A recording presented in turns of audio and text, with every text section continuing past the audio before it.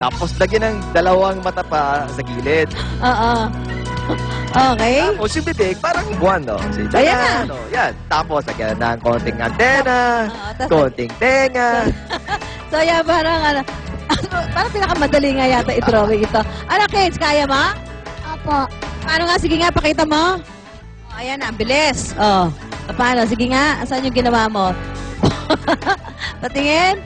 Ayan, abang kaya naman eh. Oh, ayan na, oh. Ayan na, napakaliit, hindi makita. Pero madaling-madali daw.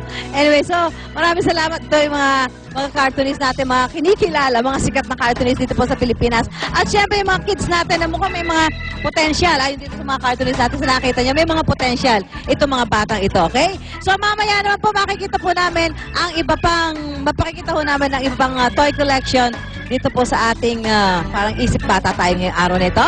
Magbabalik po ang unang hirit.